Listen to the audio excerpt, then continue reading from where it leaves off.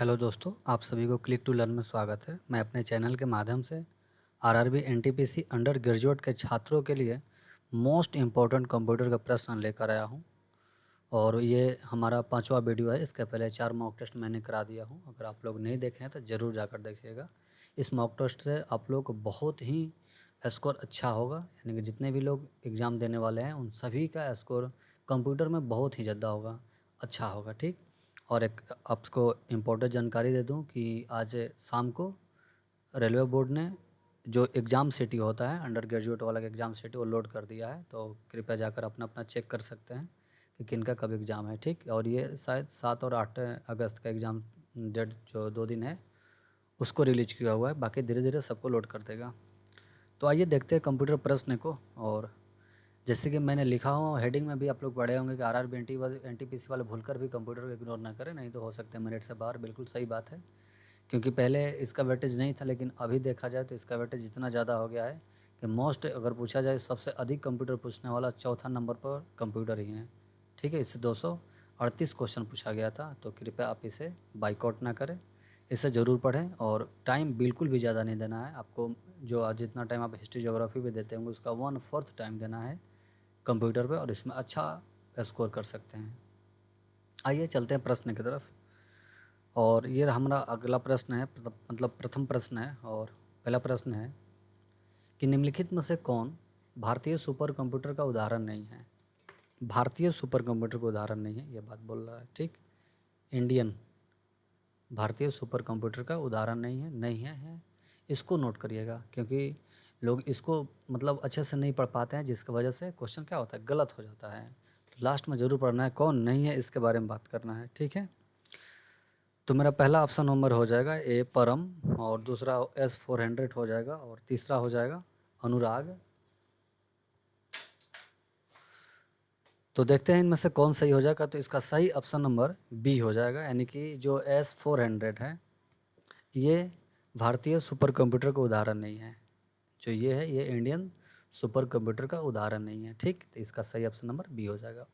और एक बात है, जैसे इसमें जो भी एग्जाम्पल टॉप से जो वर्ड है जिसका आपको डेफिनेशन नहीं पता है, उसके बारे में मैं बिल्कुल डिटेल्स से लिख रहा हूँ। जैसे कि अभी बात करेंगे सुपर कंप्यूटर, तो सुपर कंप्यूटर क्या होता है।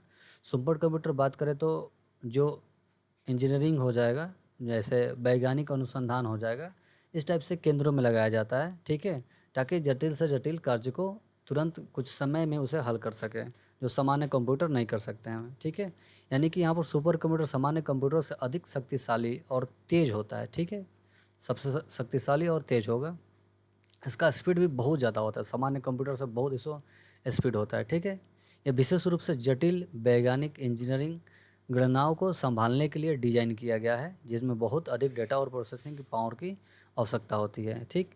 तो आप ऐसे करके आप एग्जाम्पल लिख सकते हैं और इसका डेफिनेशन लिख सकते हैं। तो ये सब जो S400 है ये भी सुपर कंप्यूटर, लेकिन ये इंडिया का नहीं है। बाकी परम की बात करेंगे तो परम जो है ये इंडिया का सुपर कंप्यूटर है। अनुराग भी इंडिया का सुपर कंप्यूटर है।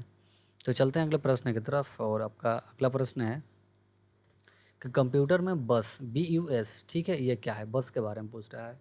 तो मैं आपको बता दूं कि बस एक प्रकार का बात करें तो ये ट्रैफिक के हो सकता है, ट्रैफिक जैसा होता है। ठीक है, ये सिग्नल को क्या करता है, इधर से उधर आदान प्रदान करता है। बस जो होता है सिग्नल को इधर उधर आदान प्रदान करता है। तो ऑप्शन के द्वारा देखेंगे कि एक डेटा आइटम भेजता है, रिसीव भी करता है। तो मतलब कि पूरी जानकारी नहीं है ये। दूसरा नंबर करें कि जानकारी संचारित करने वाले फिजिकल वायर का सेट है। हाँ, जानकारी जो संचारित करता है मतलब कि क्या करता है, ट्रांसमिशन करता है, उसका ये फिजिकल वायर सेट है। ठीक है ना, मैं आपको अभी दिखाऊंगा इसका डायग्राम, कि इसका डायग्राम कैसा होता है। तो इसका सही ऑप्शन नंबर बी हो जाएगा। बाकी देखेंगे बस क्या होता है। जैसे आप नाम सुने होंगे USB। ठीक है, तो ये यूनिवर्सल सीरियल बस, ठीक है ना, ये लास्ट वाला बी मतलब बस होता है। तो इसी बस के बारे में देखेंगे क्या होता है। तो बस एक कंप्यूटिंग और डिजिटल तकनीक में एक बस इलेक्ट्रॉनिक मार्ग है। ठीक है ना, ये क्या है, एक इलेक्ट्रॉनिक पाथ होता है जिसके माध्यम से डेटा स्थानांतरित किया जा सकता है। यह मार्ग विभिन्न गति से चलने वाले संकेतों का उपयोग करता है। ठीक है, जितने भी संकेत होता है उसका उपयोग करता है, और कंप्यूटर या नेटवर्क के घटकों के बीच सूचना संचार के लिए विभिन्न चैनलों के माध्यम से भेजे जाते हैं। ठीक। इसमें एड्रेस देखिए, यहाँ पर आपको इंडिकेटर दिया हुआ है, जो ये कलर दिख रहा है ना, ये एड्रेस बस है, ये डेटा बस है, ये कंट्रोल बस है, ठीक है। तो ये जो लाइन दिख रहा है ये सब एड्रेस बस का लाइन है, ठीक है, ये एड्रेस बस का लाइन है।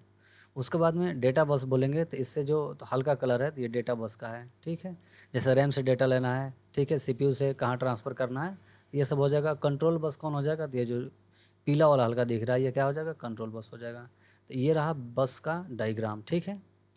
तो आप इसको ज़रूर ध्यान रखिएगा कि इससे क्या होता है, ठीक है। तो ये क्या होता है, एक इलेक्ट्रॉनिक पाथ होता है, इलेक्ट्रॉनिक मार्ग होता है, कौन, तो बस। अब चलते हैं अगले प्रश्न की तरफ, और ये आपका अगला प्रश्न है कि कंट्रोल, उसके बाद शिफ्ट और अल्ट, ये क्या कहलाते हैं, ठीक है। कंट्रोल और शिफ्ट अल्ट क्या कहते हैं, जैसे कीबोर्ड में देखिएगा नॉर्मल स्टैंडर्ड कीबोर्ड में, तो ये दोनों क्या होता है, पेयर में होता है। कंट्रोल भी 2 मिलेगा आपको, शिफ्ट भी 2 मिलेगा और अल्ट भी 2 मिलता है, ठीक। यानी कि ये सब पेयर में होता है। तो इसको मॉडिफायर बोलते हैं, ठीक है ना, इसको मॉडिफायर बोलते हैं।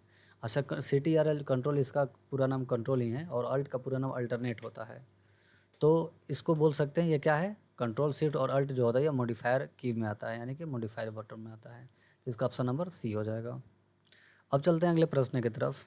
अब आपका अगला प्रश्न है कि डैश संपूर्ण कंप्यूटर प्रणाली के लिए संचालन का कार्य करता है, यानी कि जो संपूर्ण एंटायर कंप्यूटर के बारे में बात कर रहे हैं, कंट्रोल का कार्य कौन करता है, ठीक है।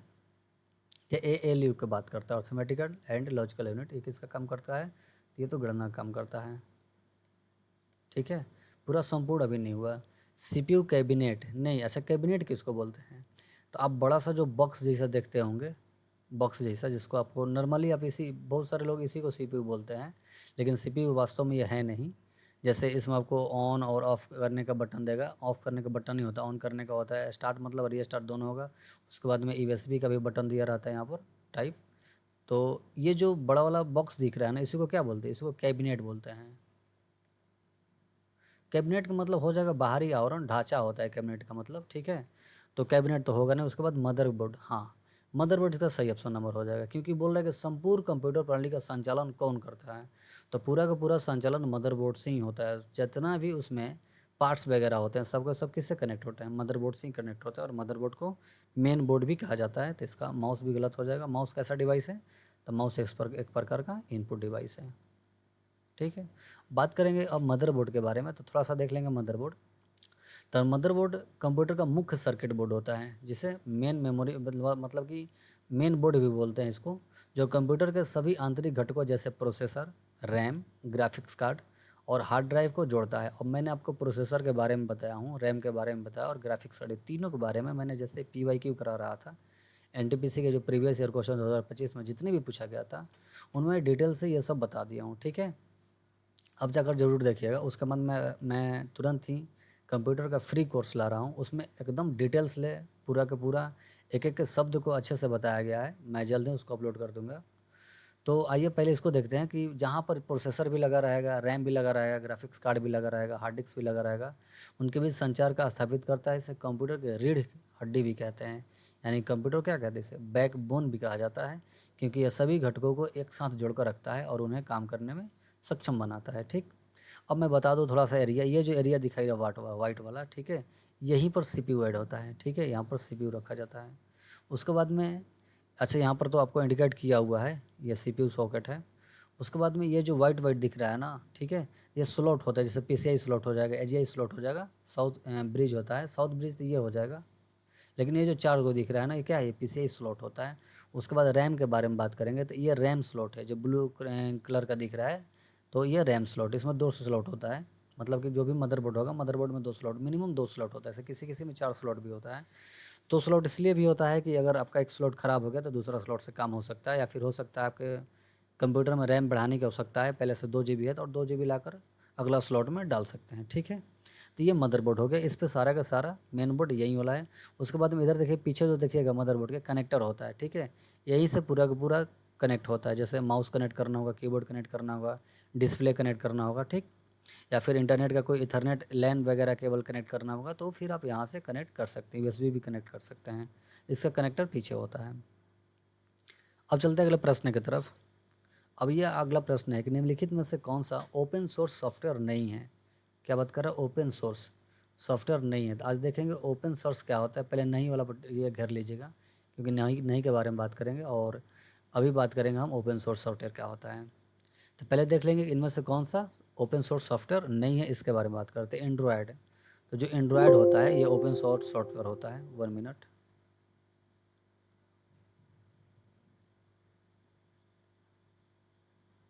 ये जो एंड्रॉयड होता है ये ओपन सोर्स सॉफ्टवेयर होता है। लिनक्स भी होता है, मैंने पहले भी बता चुका हूँ आप लोगों को प्रीवियस ईयर में। लिनक्स यूनिक्स जो होता है ये सब क्या होता है, ubuntu, ये सब ओपन सोर्स एप्लीकेशंस हैं। जो माइक्रोसॉफ्ट ऑफिस है ये क्या है, क्लोज सोर्स है, ये ओपन सोर्स नहीं थी। इसका सही ऑप्शन नंबर सी हो जाए, माइक्रोसॉफ्ट ऑफिस। और बात करेंगे एनटीपीसी में, एनटीपीसी में तो सबसे ज़्यादा प्रश्न पूछा गया था, ठीक है। सबसे ज़्यादा PY क्यू इसी से पूछा गया था। किससे, माइक्रोसॉफ्ट ऑफिस ले। मोजुला फायरफॉक्स क्या है, तो ये एक प्रकार का ब्राउज़र है, ठीक। अब बात करेंगे ओपन सोर्स क्या होता है। ओपन सोर्स कहने का मतलब कि इसका जो सोर्स कोड होता है वो ओपन होता है।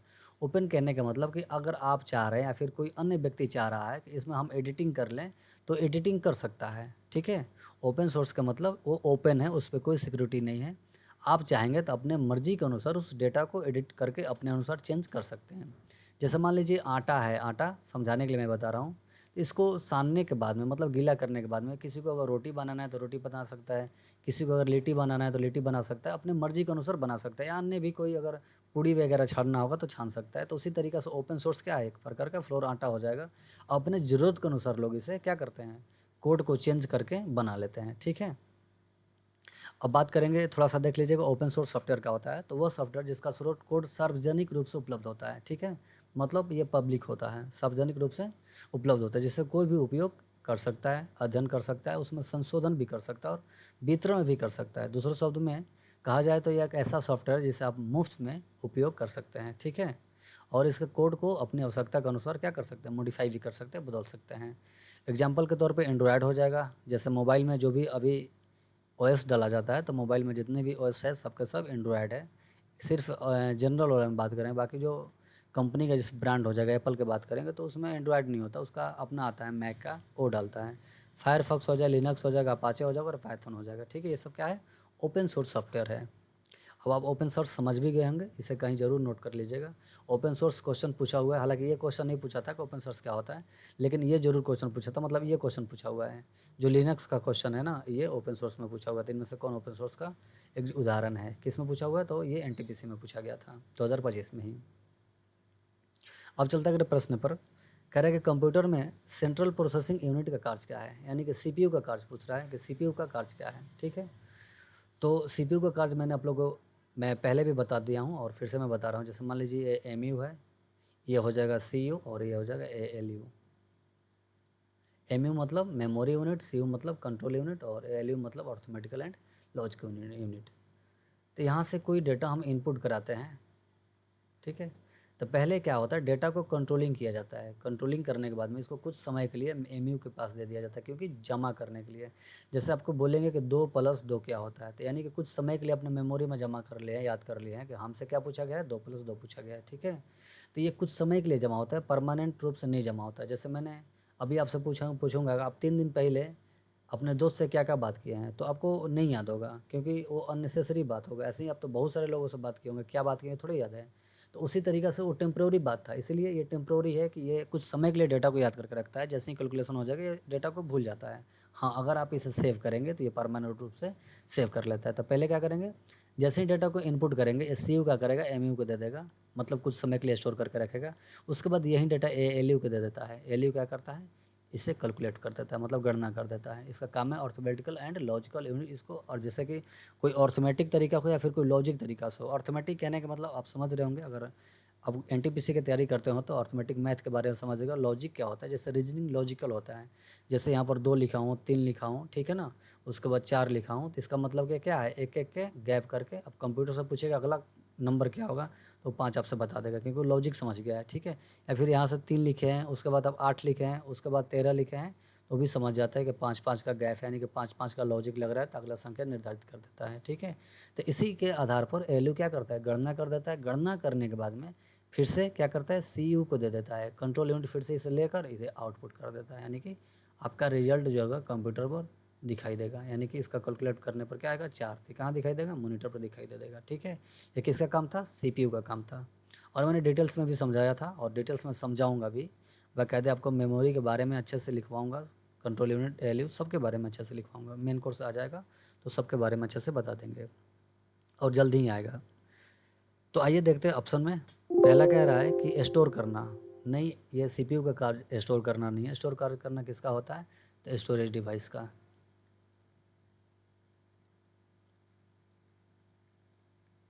और स्टोरेज डिवाइस में कौन कौन आते हैं? तो एचडीडी हो जाएगा, ठीक।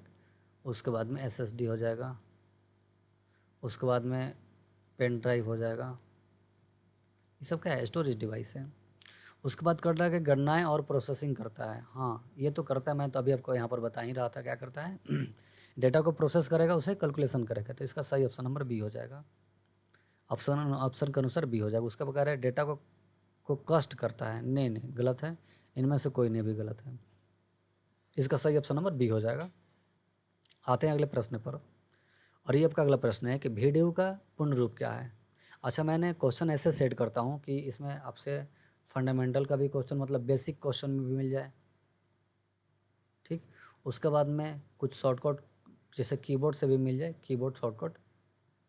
उसके बाद में जो वर्ड शॉर्टकट होता है ये भी मिल जाए आपको। उसके बाद में एमएस ऑफिस में एमएस वर्ड हो जाएगा, एक्सेल हो जाएगा, उसके बाद में पावर पॉइंट हो जाएगा।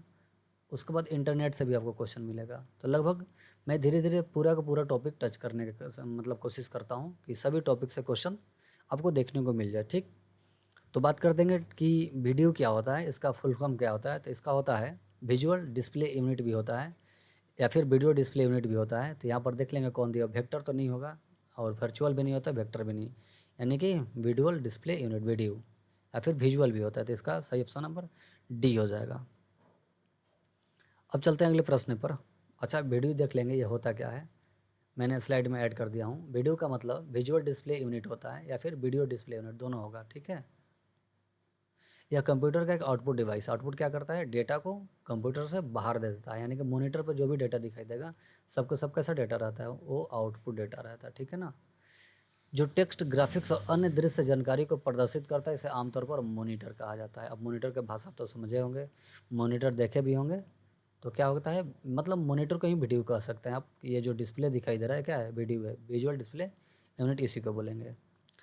अब चलते हैं अगले प्रश्न की तरफ। और ये आपका अगला प्रश्न है कि निम्नलिखित में से कंप्यूटिंग में निम्नलिखित में से कौन सा सही क्रम है? सही क्रम बताना है। अच्छा, ये यूनिट दिया हुआ है, मैंने इसका पूरा जितने भी यूनिट्स अभी फ़िलहाल तक आ गया है सबका मैंने रिकॉर्ड अभी दे दिया हूँ। इसके बाद में मैं आपको दिखाऊंगा। तो आइए देखते हैं प्रश्न में। करेगा टीबी मतलब सबसे बड़ा टीबी ऑप्शन के अनुसार, उसके बाद जीबी, उसके बाद एमबी, केबी, यानी कि सबसे छोटा केबी, इसके बाद एमबी, एमबी के बाद जीबी, जीबी के बाद में टीबी। हाँ, ये तो सही लग रहा है, यानी कि इसका ऑप्शन नंबर सही हो जाएगा। बाकी केबी के बाद में एमबी, एमबी के बाद में टीबी नहीं होता, जीबी उसके बाद टीबी होगा। तो मैं आपको पूरा डिटेल्स बता दे रहा हूँ यहाँ पर। ये रहा आपका, जैसे एक बीट बराबर पूछता है, क्वेश्चन पूछा हुआ है कि एक बीट बराबर क्या होता है? एक बीट बराबर एक बाइनरी डिजिट होता है, यहीं से स्टार्ट होता है, ठीक है। एक बीट बराबर एक बाइनरी डिजिट होता है। 8 बीट बराबर एक बाइट होता है। 8 बीट बराबर एक बाइट और 4 बीट बराबर एक निबल होता है। ये तीनों एकदम इम्पोर्टेंस ध्यान रखिएगा, क्योंकि इधर वाला सब लड़का जानता है कि ये कुछ नहीं करना होता, जो भी पूछेगा 1024 बता देना है, 1024 बता देना है, ठीक है। लेकिन अगर कहीं इधर से पूछ दिया ना तो फिर आप गड़बड़ हो जाएगा। तो ये ध्यान रखिएगा, एक बिट बराबर एक बाइनरी डिजिट, 8 बिट बराबर एक बाइट और 4 बिट बराबर एक निबल होता है। बाकी यहाँ पर बाइट को केबी में, केबी से एमबी में, एमबी से जीबी में और जीबी से टीबी में, टीबी से पीबी में। यहाँ पर मैं फुल फॉर्म लिख दे, मतलब कि टीबी का मतलब टेराबाइट, पीबी पेटाबाइट, और पीबी से ईबी में एक्साबाइट, और ईबी से जेडबी यानी कि जोटाबाइट, और वाईबी से जेडबी से वाईबी यानी कि योटाबाइट, और वाईबी से बीबी वेरेंटोबाइट। उसके बाद में बीबी से क्या, जीईबी यानी कि जियोबाइट। सबसे अभी मतलब कि अधिकतर बोलेंगे कैपेसिटी वाला तो यही वाला है, कौन, जियोबाइट। इसका जो स्पीड होगा सबका सब सुपर कंप्यूटर में होता है। आपका जो आप लोग देखे होंगे मोबाइल का जो मेमोरी होता है या फिर नेट वगैरह देखे होंगे, तो कैसे चलता है? केबी में चलता है या फिर एमबी में चलता है। अभी जीबी में इंडिया में नहीं चालू हुआ है, चलेगा तो किस में, केबी में चलेगा ना तो एमबी में चलेगा, ठीक। तो आप इसे कहीं ना कहीं नोट कर लीजिएगा, और ये तो आप ज़रूर याद करके रखिएगा। इधर वाला तो आप चेंज कर सकते हैं। 1024 जैसे पूछ देगा आपसे कि 1024 MB बराबर क्या होता है, 1 GB या फिर 1 GB 1 GB में कितने MB होगा ये पूछ सकता है, लेकिन इधर वाला में गड़बड़ा जाइएगा, तो इसे ज़रूर आप कहीं ना कहीं नोट कर लीजिएगा और इसे याद कर लीजिएगा। अब चलते अगले प्रश्न में, और ये रहा आपके लिए अगला प्रश्न कि एक फाइल को लोड करना और सेव करना ऐसा कार्य है जिसे द्वारा परफॉर्म किया जाता है, मतलब किसके द्वारा परफॉर्म किया जाता है ये पूछ रहे हैं। क्या करना है, एक फाइल को लोड करना और सेव करना, ये किसका काम है? तो ये काम किसका होता है? ऑप्शन के अनुसार आप छांट सकते हैं। मॉनिटर का काम तो दिखाने का, कंपाइलर क्या कहता है, कंपाइलर लैंग्वेज को चेंज करता है, ट्रांसलेटर भी चेंज करता है, ये भी नहीं होगा। ऑप्शन के अनुसार भी अगर चलिएगा तो ऑप्शन नंबर बी होगा। हालांकि ऑपरेटिंग सिस्टम का काम होता है फाइल लोड करना, सेव करना, ठीक है ना। फाइल और फोल्डर को क्या करता है, सबको मैनेजिंग का काम कौन करता है? ऑपरेटिंग सिस्टम करता है। और ऑपरेटिंग सिस्टम का और एक महत्वपूर्ण कार्य बताता हूँ, यह क्या करता है, हार्डवेयर और सॉफ्टवेयर के बीच पुल का कार्य करता है, ब्रिज का काम करता है, यानी कि दोनों के बीच क्या करता है, संबंध को स्थापित करता है। ठीक, अगर कंप्यूटर से ऑपरेटिंग सिस्टम नहीं रहेगा तो हार्डवेयर नहीं काम करेगा, यानी कि कंप्यूटर चालू करिएगा, लाइट उइट आएगा, लेकिन कोई काम नहीं होगा उस पर, क्योंकि उसमें ऑपरेटिंग सिस्टम नहीं है, इसका कमांड देने वाला कोई नहीं है। तो कंप्यूटर को चालू हालत में करने के लिए उसमें क्या डालना पड़ता है, ऑपरेटिंग सिस्टम डालना पड़ता है। जैसे ऑपरेटिंग सिस्टम का मैंने कुछ उदाहरण लिख दे रहा हूँ। जैसे यहाँ पर OS 7, 8, 10 और सबसे लेटेस्ट 11, उसके बाद में XP है। XP के बाद में अच्छा सबसे पहले पूछेगा तो कौन सा है, सबसे पहले 95 है, विंडो 95 पहला बार बना हुआ था। ठीक है, ये ध्यान में रखिएगा। अब चलते हैं अगले प्रश्न की तरफ, और ये अगला प्रश्न है कि MS Excel 2010 की एक शीट में कितने कॉलम होते हैं? अच्छा, मैंने इसके पहले भी मॉक टेस्ट में कॉलम और रो के बारे में बताया था कि अगर ये जो लाइन दिख रहा है ऐसे लाइन, इसको क्या बोलते हैं, तो इसको रो बोलते हैं। ठीक है, और इस लाइन को क्या बोलते हैं, कॉलम बोलते हैं। ठीक है, तो यही पूछ रहा है कि कितने कॉलम होते हैं, कॉलम के बारे में पूछ रहा है, रो के बारे में नहीं। अगर रो पूछता, अच्छा रो में क्या आएगा, जैसे यहाँ पर 1 2 3 4, एक्सेल में ऐसे लिखा होता है, पहले सीट के पहले देखिएगा तो ऐसे लिखा होता है, और ऊपर में देखिएगा तो ABCD, ठीक है, ऐसे लिखा होता है। तो ये पूरा का पूरा कहाँ तक जाता है, तो XFD तक जाता है। ठीक है, तो यही पूछ रहा है कि जो सीट में कॉलम होते हैं, ये कॉलम ये कितना होता है। ठीक, तो इसका पूरा पूरा वैल्यू होगा आपका, ये 16,384 होता है, 16,384 होता है रो। ठीक है, सॉरी किसके बारे में बात करेंगे, कॉलम के बारे में, तो ये ध्यान रखिएगा। अगर इसके बाद अगर कहीं आपसे रो पूछे तो रो भी मैं बता दूंगा। तो ध्यान रखिएगा कि MS Excel 2010 में, 2010 या वर्जन का नाम याद रखिएगा, 2010 में कितना है कॉलम, तो 16,384। अब चलते हैं अगले प्रश्न पे, और ये आपका अगला प्रश्न है कि कई क्रमिक कमांड्स के संयोजन पर एक ही शॉर्टकट को निर्दिष्ट करना क्या कहलाता है। ठीक है, यानी कि कई क्रमिक लगातार मतलब कमांड के संयोजन को एक ही शॉर्टकट में निर्दिष्ट करना क्या कहलाता है, तो उसे मैक्रो कहते हैं। ठीक है, उसे क्या बोलेंगे, मैक्रो बोलते हैं। मेल मर्ज क्या होता है, तो मेल मर्ज ये एक MS वर्ड का ऑप्शंस होता है, ये MS वर्ड का ऑप्शंस होता है, मेलिंग मेनू में मिलेगा आपको। जैसे मेल मर्ज क्या होता है कि एक ही मेल को बहुत सारे व्यक्ति के पास सेंड करना होता है, तो मेल मर्ज ऑप्शन के द्वारा क्या करते हैं हम, एक ही मतलब मेल को एक से अधिक व्यक्ति के पास क्या कर सकते हैं, हम लोग सेंड कर सकते हैं। इसका अन्य भी है, जब MS ऑफिस में पढ़ाएंगे तो फिर मेल मर्ज के बारे में डिटेल्स बताऊंगा आपको। यहाँ अगर बताने लगेंगे तो वीडियो फिर लंबा ज़्यादा हो जाता है। इसका सही ऑप्शन नंबर A हो जाएगा, यानी कि मैक्रो हो जाएगा। अब चलते हैं अगले प्रश्न पर। आपका अगला प्रश्न है कि पावर पॉइंट में थीम्स किस टैब में मिलेगा। थीम्स के बारे में, थीम्स एक टैब है, यानी कि मेनू के बारे में पूछ रहा है कि जो थीम्स है ऑप्शंस होता है, ये क्या है, ऑप्शन है। ठीक, ये किस टैब में है, यानी कि किस मेनू में है, ये पूछ रहा है आपसे। तो जो थीम्स होता है वो डिजाइन मेनू में होता है। ठीक, यानी कि थीम्स पावर पॉइंट का डिजाइन मेनू मिलेगा। होम में क्या क्या मिलेगा, तो होम में कट कॉपी पेस्ट मिलेगा, फॉर्मेट पेंटर मिलेगा, फॉन्ट का आकार बड़ा छोटा करने के मिलेगा, फॉन्ट का जो फॉन्ट होता है वो चेंज करने के मिलेगा, बोल्ड इटैली अंडरलाइन स्टाइल वगैरह मिलेगा। कहाँ से, होम मेनू में। स्लाइड शो में स्लाइड को शो करने के लिए, और एनिमेशन में एनिमेशन सेट करने के लिए। ठीक है, ये सब ऑप्शन मिलेंगे। तो इसका सही ऑप्शन नंबर D हो जाएगा, क्योंकि जो थीम्स वगैरह होता है वो डिजाइन मेनू में होता है। अच्छा, थीम्स के बारे में थोड़ा सा आपसे बात कर लो कि थीम्स क्या होता है। जैसे कि थीम्स में क्या होगा, फॉन्ट, कलर और स्टाइल, अन्य भी होता है बट आपको मैं अभी यही बता रहा हूँ। जैसे आप पार्टिकुलर किसी वर्ड को, जैसे मैंने यहाँ पर लिख दे रहा हूँ लर्न, ठीक। आप पार्टिकुलर किसी वर्ड को सिर्फ फ़ॉन्ट चेंज करना चाहते हैं तो आप होम मेनू में जाकर फ़ॉन्ट चेंज कर लीजिएगा, कलर चेंज करना चाहते हैं तो कलर चेंज कर लीजिएगा, और स्टाइल वगैरह चेंज करना चाहते हैं तो स्टाइल भी चेंज कर सकते हैं। स्टाइल जैसे बोल्ड, इटैली, अंडरलाइन या फिर ग्लो हो जाएगा, 3D में करना होगा, रोटेशन करना होगा, ये सब स्टाइल में आता है। बाकी अब बात करेंगे थीम्स में। थीम्स में क्या होता है कि थीम्स जो होता है इन सारा का पैक होता है, मतलब एक बोल सकते हैं पैकेज होता है ये। सिर्फ आप, जैसे मैं 3 थीम का एग्जांपल दे रहा हूँ। अब मोबाइल में, आपका मोबाइल में भी थीम्स वगैरह होता है, जैसे थीम मोबाइल में चेंज करिएगा तो क्या होता है कि मोबाइल का डिस्प्ले चेंज होता है, उसके साथ जो आइकन्स होते हैं आइकन्स भी चेंज होता है, जो लिखावट होता है वो भी चेंज हो जाता है, यानी कि थीम्स में पूरा पूरा चेंजिंग होता है। तो जैसे इस पे हम क्लिक करेंगे, तो जैसे इस पे क्लिक करेंगे ऑटोमेटिक कलर भी चेंज हो जाएगा, फ़ॉन्ट भी चेंज हो जाएगा और स्टाइल भी चेंज हो जाएगा, ठीक है। आपको बारी-बारी से करने की ज़रूरत नहीं है। इस पे चेंज करिएगा तो तीनों चेंज होगा, बट तीनों अलग-अलग है। जैसे हो सकता है कि इसमें कलर रेड है, इसमें हो सकता है ग्रीन है, इसमें हो सकता है ब्लू है, इसमें फ़ॉन्ट का साइज़ जो होगा दूसरा होगा, इसमें दूसरा होगा, इसमें दूसरा होगा, मतलब तीनों में कुछ ना कुछ बदलाव होगा और तीनों अलग-अलग होगा। मेरा कहने का मतलब कि अगर आप थीम्स चेंज कर रहे हैं तो जो टेक्स्ट है, टेक्स्ट संपूर्ण रूप से चेंज हो जाएगा, यानी कि उसका फ़ॉन्ट भी चेंज हो जाएगा, फ़ॉन्ट कलर भी चेंज हो जाएगा, स्टाइल भी चेंज हो जाएगा, ठीक। अगर आप पार्टिकुलर रूप से चेंज करना चाहते हैं कि मतलब फ़ॉन्ट मेरा वही रहना चाहिए, सिर्फ कलर चेंज होगा, तो आप कलर भी जाकर चेंज कर सकते हैं होम मेनू से। अब चलते हैं अगले प्रश्न की तरफ। अब आपका अगला प्रश्न है कि MS विंडोज़ किस प्रकार का ओएस है, ठीक है ना। यानी कि जो माइक्रोसॉफ्ट विंडो है ये किस प्रकार का ओएस है। CLI तो नहीं है, MEY नहीं है, CUI नहीं, GUI होता है, ग्राफिक्स यूज़र इंटरफेस। इसका मतलब कि जो MS वाला जो है ना ये दिखने वाला है, यानी आपको दिखेगा, ग्राफिक्स के रूप में दिखेगा। बाकी बहुत सारे ऐसे जैसे काली लिनक्स हो जाता है ना, तो वो आपको विजुअल नहीं होगा, आपको कमांड टाइप करके जो भी काम करना होगा कमांड टाइप टाइप कर करके करना होता है। जबकि आपका जो ये ओएस हो जाएगा, विंडो का ओएस जितने भी होता है सबका सब विजुअल होता है, आप डायरेक्ट देखकर आप कर्सर ले जाकर आप वहाँ क्लिक करके कर सकते हैं, जबकि इस सब में नहीं होता है। क्या करना है इस सब के लिए, कमांड टाइप करना होता है, ठीक। तो ये क्या होता है, GUI होता है, ग्राफिकल यूजर इंटरफेस होता है। आइए देखते हैं अगले प्रश्न। और अगला प्रश्न है कि इंटरनेट ऑफ थिंग्स शब्द किसकी देन है। इंटरनेट ऑफ थिंग्स शब्द किसकी देन है, ठीक है। तो इसका सही ऑप्शन नंबर हो जाएगा ए, केविन एस्टन का।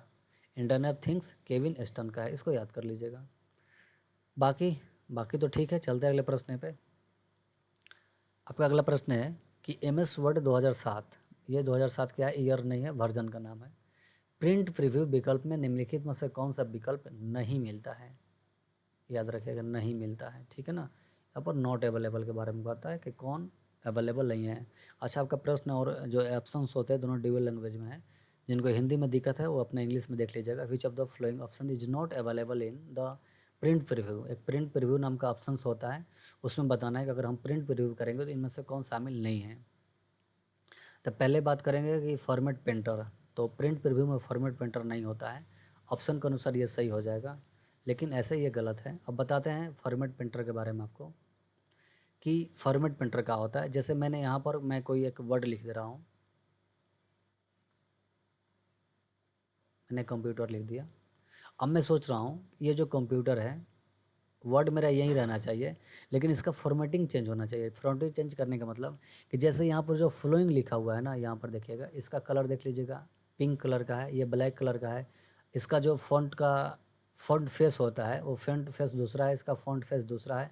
आप सोच रहे हैं कि इसका जितने भी फॉर्मेटिंग है ना वो मैं कॉपी करके इस पे अप्लाई कर दूँ। तो इसको सिलेक्ट करके होम मेनू में जाइएगा तो फॉर्मेट पेंटर का ऑप्शन होता है, उस पर क्लिक कर लीजिएगा। क्लिक करने के बाद में आप दूसरे टेक्स्ट को सिलेक्ट कर लीजिएगा। जैसे ही सिलेक्ट कर लीजिएगा, जैसे ये दिख रहा है ना उसी तरीक़ा से ये भी दिखने लगेगा, यानी कि फ्लोइंग जैसा दिख रहा है उसी तरीक़ा से कंप्यूटर भी दिखने लगेगा, ठीक है। यानी कि दोनों सेम स्टाइल फ़ॉन्ट और इसका जो साइज होगा दोनों सेम हो जाएगा, लेकिन दोनों वर्ड क्या रहेगा, अलग अलग रहेगा। यहाँ फ्लोइंग लिखा रहेगा, यहाँ पर कंप्यूटर लिखा रहेगा, ठीक।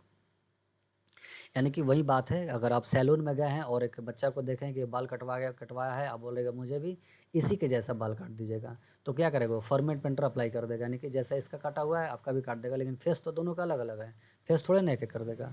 तो बस वही है, आप समझ गए होंगे। तो अब बात करेंगे ओरिएंटेशन के बारे में। तो प्रिंट प्रीव्यू में ओरिएंटेशन होता है। ओरिएंटेशन कहने का मतलब कि आपको पेज का स्थिति कैसा चाहिए, खड़ा चाहिए या फिर पेज लेटा हुआ चाहिए। अब मैटर देखकर बता सकते हैं कि ये पेज जो मैटर है वो खड़ा हुआ पेज पाएगा, फिर लेटा हुआ पाएगा। पोर्ट्रेट इसको बोलते हैं, इसको लैंडस्केप बोलते हैं, ठीक।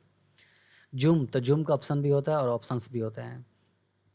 तो कौन नहीं मिलता है? तो फॉर्मेट पेंटर नहीं मिलता है।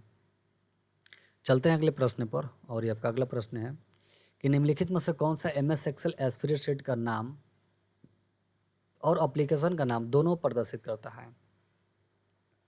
अब ये बात जो क्वेश्चन है, अब सिर्फ एक्सेल में नहीं है, वर्ड में, एक्सेल में, या जो भी एप्लीकेशंस होंगे, जितने भी सॉफ्टवेयर होंगे, ये सभी के लिए जनरल प्रश्न है कि जो एप्लीकेशन है, एप्लीकेशन का कौन सा भाग है जहाँ पर उसका नाम भी दिखाई देगा, एप्लीकेशन का नाम भी दिखाई देगा और स्प्रेडशीट का नाम भी दिखाई देगा, यानी कि डॉक्यूमेंट का नाम भी दिखाई देता है दोनों। तो इसको बोलते हैं टाइटल बार, यानी कि ये एप्लीकेशन का सबसे ऊपर में रहता है। और यहाँ पर एप्लीकेशन का नाम, जैसे माइक्रोसॉफ्ट वर्ड है तो यहाँ पर लिखेगा वर्ड, ठीक। अब ये इस पेज को, यानी कि फाइल को किस नाम से सेव किए हैं? हो सकता है ए नाम से सेव किए हैं, तो चाहे ABC, तो ABC डॉट यहाँ से वर्ड लिखे, यानी कि जो ABC लिखा हुआ है, मैंने ऊपर लिख दे रहा हूँ, जो ABC लिखा हुआ है ये फाइल का नाम है, और जो यहाँ पर वर्ड लिखेगा ये किसका नाम है? एप्लीकेशन का नाम है। ये किसका नाम है? एप्लीकेशन का। अगर एक्सेल रहेगा तो यहाँ पर एक्सेल लिखेगा, वर्ड ना लिखेगा। ये एप्लीकेशन का नाम है, और ये किसका नाम है? ABC, ये फाइल का नाम है। आप इसको खुद लिखे हैं, ठीक है ना, ये ऑटोमेटिक लिख कर आएगा, क्योंकि जो एप्लीकेशन रहेगा वो एप्लीकेशन का नाम लिख कर आएगा। तो ये कहाँ दिखाई देगा? तो ये दिखाई देता है टाइटल बार में। टास्क बार क्या होता है?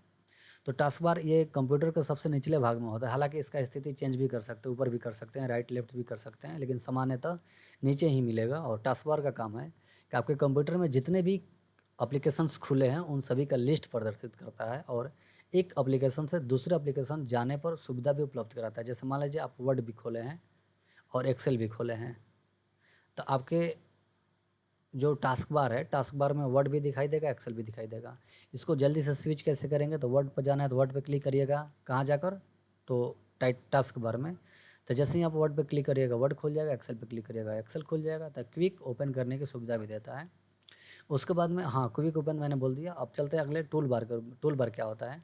तो जो ऑप्शंस होते हैं ना, ऑप्शंस के अंदर जितने भी आपको ऑप्शंस के अंदर जितने भी आइकन दिखाई देंगे, इन सभी आइकन के नाम कुछ भी लिखा होता है, तो ये सभी के सभी क्या होता है? टूल बार होता है। जैसे आपके मोबाइल में भी सेटिंग वगैरह हो जाएगा, कंटेक्ट हो जाएगा, सब क्या हो जाएगा? सेटिंग में बहुत सारा टूल बार होता है, तो सेटिंग ही बोलेंगे, उसको टूल बार बोलेंगे। मेनू बार क्या होता है कि इसमें मेनू रहता है, यानी कि टैब रहता है। जैसे आप अगर माइक्रोसॉफ्ट वर्ड कभी खोले होंगे तो देखिएगा फाइल लिखकर आता है, होम लिखकर आता है, इंसर्ट लिखकर आता है, फॉर्मेट लिखकर आता है। तो ये सब क्या है? ये सब मेनू बार है। और जैसे आप होम पर क्लिक किए तो होम के नीचे एक बहुत सारा ऑप्शंस खुल जाते हैं, ठीक है ना। तो ये सब ऑप्शंस बार होते हैं। तो आप सही ऑप्शन नंबर समझ गए हैं कि ऑप्शन नंबर ए होगा टाइटल बार। ये क्या करेगा? प्रोग्राम का नाम और फाइल का नाम प्रदर्शित करता है। अब चलते हैं अगले प्रश्न पर, और आपका अगला प्रश्न है कि MS वर्ड 2007 के निम्नलिखित फीचर्स में कौन सा फीचर सिलेक्ट किए गए शब्द के समान अर्थ वाले अन्य शब्दों को सुझाव देता है, ठीक है ना। अगर इंग्लिश वाले हैं तो देख लीजिएगा, यहाँ पर सुगेस्टेड साइनोनिम्स के बारे में पूछ रहा है, ठीक है। यानी कि साइनोनिम्स क्या होता है? एक वर्ड का अनेक वर्ड, जिससे आप बोल सकते हैं एक शब्द का अनेक शब्द, हिंदी में हम लोग बोलते हैं, तो उसी तरीका से ये साइनोनिम्स हो जाएगा। तो इसके लिए माइक्रोसॉफ्ट वर्ड में एक ऑप्शन आता है जिसको बोलते हैं थीजर, ठीक है। ऑप्शन के अनुसार तो ऑप्शन बी हो जाएगा। जैसे आपको सर्च करना है, जैसे मैं कंप्यूटर ही लिख दे रहा हूँ, जैसे मैंने कंप्यूटर लिखकर थीजर में सर्च किया, तो कंप्यूटर को और क्या क्या बोला जाता है, या फिर इनमें कौन कौन से पार्ट्स लगे होते हैं, उन सभी का लिस्ट दिखाई देगा, ठीक है। मतलब इसका पर्यायवाची सब दिखाई देगा। अच्छा, पर्यायवाची मतलब उल्टा होता है, सॉरी। इसका क्या दिखाई देने लगेगा? क्या बोलते हैं? थीजर दिखाई, साइनोनिम्स इसका दिखाई देने लगेगा। जिसको एक शब्द का अनेक शब्द बोलते हैं वो सब दिखाई देने लगता है। और भी जैसे मान लीजिए आप कुछ और सर्च कर रहे हैं, जैसे कि हो सकता है आप अर्थ सर्च किए हैं, ठीक है। तो अर्थ को और क्या क्या बोला जाता है, ये सब थीजर्स में आपको दिखाई देगा। ऐड करना चाहते हैं डॉक्यूमेंट में तो इसे ऐड भी कर सकते हैं। ट्रांसलेट भी नहीं होगा, रिसर्च भी नहीं होगा। और स्पेलिंग एंड ग्रामर क्या होता है? जैसे आप इतना सारा वर्ड लिख दिए हैं, कहाँ लिखे हैं? माइक्रोसॉफ्ट वर्ड में भी। इसमें आपको चेक करना है कि स्पेलिंग कहाँ कहाँ गलत है और ग्रामर कहाँ गलत है, तब स्पेलिंग और ग्रामर में जाकर चेक कर सकते हैं। आसानी से ये ढूंढ कर बता देगा कि यहाँ पर स्पेलिंग गलत है और यहाँ पर ग्रामर गलत है। अगर स्पेलिंग गलत रहेगा तो उसके नीचे रेड कलर का लाइन आ जाएगा, ठीक है। आपको मैं इंडिकेट करा दे रहा हूँ। अगर स्पेलिंग गलत है तो उसके नीचे रेड कलर का लाइन आएगा, ठीक है। अगर ग्रामर गलत है तो उसके नीचे ब्लू कलर का लाइन आ जाएगा उस वर्ड के नीचे, ठीक। अगर जैसे इस पे राइट क्लिक करिएगा तो आपको सुझाव भी देगा कि ग्रामर में ये होना चाहिए, और स्पेलिंग पर राइट क्लिक करिएगा तो वहाँ पर भी सुझाव देगा कि आपका स्पेलिंग ये वाला गलत है, आप सुधार कर सकते हैं। ठीक, तो स्पेलिंग और ग्रामर से स्पेलिंग ग्रामर चेक कर सकते हैं और सुधार कर सकते हैं। थीजर्स ले क्या करेंगे, साइनोनिम्स देख सकते हैं। अब चलते हैं अगले प्रश्न पर। आपका अगला प्रश्न है कि ब्रिज की सहायता से डैश जोड़ा जाता है, यानी कि ब्रिज की सहायता से क्या जोड़ा जाता है, तो ब्रिज की सहायता से लैन को जोड़ाता है। ठीक है, यानी कि लैन टू लैन को जोड़ेंगे हम लोग, लैन टू वन नहीं, सिर्फ लैन और लैन को ही जोड़ सकते हैं ब्रिज की सहायता से।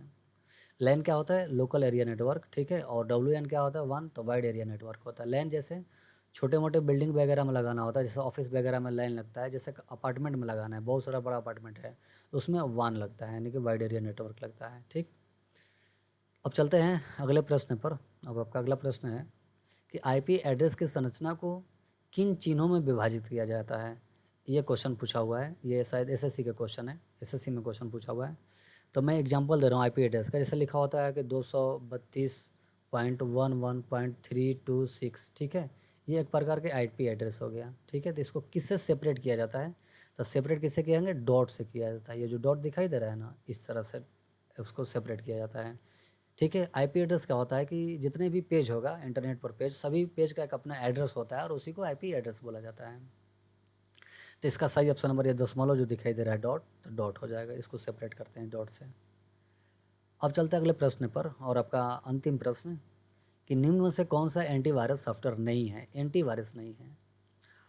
अगर आपको एंटीवायरस और वायरस के बारे में बताया जाए तो लगभग एक घंटा का क्लास लग जाएगा। ऐसे तो आपको ऐसे भी डायरेक्ट बताया जा सकता है कि जो वायरस होता है कंप्यूटर में फाइल को नुकसान पहुंचाने के लिए आता है, और जो एंटीवायरस है उसको रोकने के लिए आता है। बट अगर आपको विस्तार जानना होगा तो कम से कम आपको 1 घंटा टाइम देना होगा एंटीवायरस और वायरस के बारे में।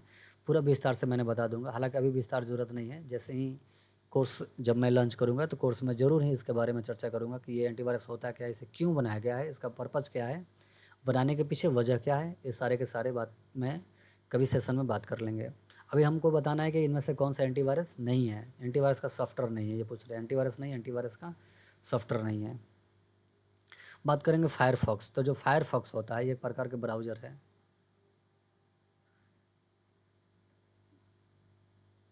ठीक है, इसका पूरा नाम होता है मोजिला फायरफॉक्स, ये ब्राउज़र होता है। बाकी क्विक जो होता है ये भी एक प्रकार के एंटीवायरस होता है। नॉर्टन भी एंटीवायरस है और अवस्ट भी एंटीवायरस है। वेस्ट जो होता है भी एंटीवायरस होता है। इसका सही ऑप्शन नंबर कौन हो जाएगा, ए, यानी कि ये जो होता है ये एंटीवायरस ना हो, एक प्रकार के क्या है, ये ब्राउज़र है। बाकी तीनों के तीनों क्या है, तो तीनों के तीनों एंटीवायरस है। ठीक, अब आपसे एक रिक्वेस्ट है। अब क्वेश्चन आपको बहुत ही अच्छे से मैंने करा रहा हूँ, जहाँ पर भी दिक्कत होगा वो कमेंट जरूर करिएगा, और मेरे चैनल को जरूर आप सब्सक्राइब करके रखिएगा, और वीडियो को लाइक करिएगा। वीडियो को लाइक नहीं करते, वीडियो देख लेते हैं, देखने के बाद में आप लाइक नहीं करते हैं। लाइक करने में बहुत ही कम समय लगता है, कुछ सेकंड ही लगेगा आपको लाइक करने में, तो वीडियो ज़रूर लाइक करिएगा।